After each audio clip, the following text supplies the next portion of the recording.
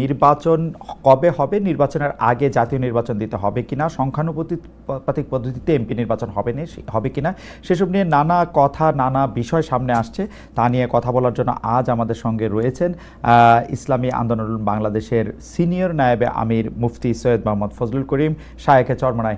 আপনি আমাদের অনুষ্ঠানে আসবেন, এই ঘোষণা যখন থেকে আমরা প্রচার করতে শুরু করেছি তখন অগুন্তি দর্শক আগ্রহ প্রকাশ করেছেন, কেউ কেউ মন্তব্য করেছেন, কেউ কেউ আপনাকেও পরামর্শ দিয়েছেন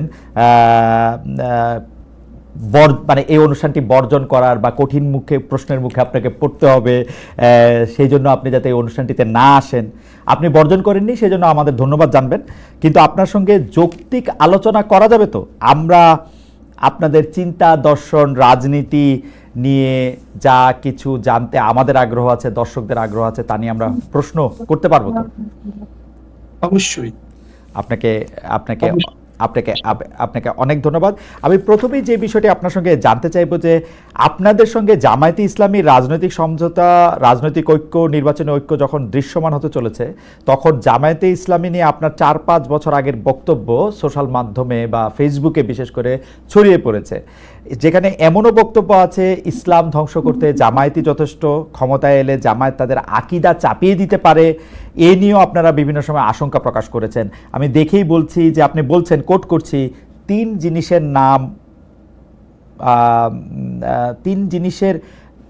জিনিস অর্থাৎ শিবির, বেয়াদব, তিন জিনিসের নাম শিবির, বেয়াদব, বেআমল এবং উচ্ছৃঙ্খল।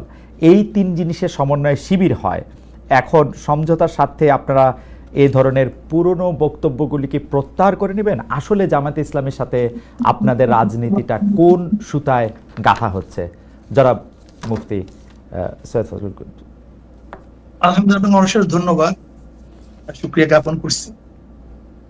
প্রথমত আমাকে কেউ বর্জন করার জন্য বলে নেই যে আপনি এটা বর্জন করেন। আমার মেসেজ এরকম আমার কাছে আসে না। তারপরে যে প্রশ্ন করেছেন যে আমাদের বক্তব্য জামাতের ব্যাপারে, সেই ব্যাপারে এখনো আমরা যে অবস্থানে আছি না প্রত্যাখ্যান করছি, রোজাত করছি। দেখেন, জামাতও আমাদের ব্যাপারে অনেক বক্তব্য দিয়েছে। আহলে দেওবন্দের ব্যাপারে, আহলুস সুন্নাত ওয়াল জামাতের ব্যাপারে জামাতের অনেক বক্তব্য আছে। তাসাউফের ব্যাপারে জামাতের বক্তব্য আছে।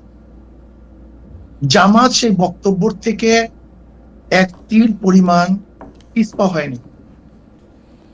আর আমরাও বিগত দিনে যে বক্তব্য দিয়েছি এবং আমাদের মুরব্বীরা যে বক্তব্য দিয়েছেন, তার থেকে আমরা এক চুল পরিমাণ এখন পর্যন্ত আপনার সাথে কথা বলা পর্যন্ত পিছপা হয়নি। প্রত্যেকের অবস্থানে আছে। এখন প্রশ্ন করতে পারেন এই অবস্থানে থেকে আপনারা তাদের সাথে বক্তব্য কিভাবে দিচ্ছেন, একই স্টেজে আসছেন কিভাবে, প্রশ্ন এখানে। আমি এটার উদাহরণ দিতে চাই। যেমন আমেরিকা ইরানের ব্যাপারে যে সিদ্ধান্ত নিয়েছে, সেই সিদ্ধান্ত থেকে আমেরিকা কোনো অবস্থায় পিছপা হয়নি। আবার ইরান আমেরিকার ব্যাপারে যে বড় শয়তান বলেছে, সেখান থেকেও কিন্তু ইরান কোনো অবস্থাতেই রোজাত করেনি, তার বক্তব্যকে প্রত্যাহার করেনি। কিন্তু তারপর কোন এক কারণে কিন্তু তাদের মধ্যে একটা সমঝোতা হয়েছে, যুদ্ধ বিরতি চুক্তি হয়েছে।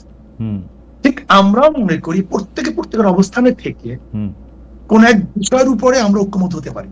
ওকে, ধরে নেন আমরা 28 তারিখে যে সম্মেলন করেছি, সেখানে হিন্দু আসছে, বৌদ্ধ আসছে, খ্রিস্টান আসছে। তার মানে এই নয় যে খ্রিস্টান, বৌদ্ধ, হিন্দুরা তাদের আদর্শ বিসর্জন দিয়ে ইসলাম কবুল করে আমাদের মাঝে আসছে। ব্যাপারটা এরকম না। রাইট।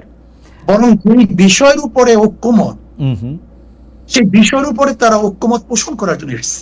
ওকে, ঠিক আমরাও মনে করি জামাত আমাদের ব্যাপারে যে আকীদা বা বিশ্বাস রাখে, যে বক্তব্য তাদের আছে, আমরাও জামাতের ব্যাপারে যে বক্তব্য দিয়েছে এবং যে আকীদা বিশ্বাস রাখি, সে প্রত্যেকের অবস্থানে আছে। ওকে, বাকি আগামী বাংলাদেশকে গড়ার জন্য, এই জাতিকে বাঁচাবার জন্য, ইসলাম দেশ মানবতা রক্ষার জন্য আমরা শুধু জামাত না, আমাদের ঘোষণা ছিল ইসলাম দেশ মানবতা। এই মূল 3 ভিত্তিতে যদি বামপন্থীরাও কেউ জোট করে, অ্যালায়েন্স করে, নির্বাচনে সমঝোতা করে আমরা তাদের সাথে করতে রাজি। ওকে,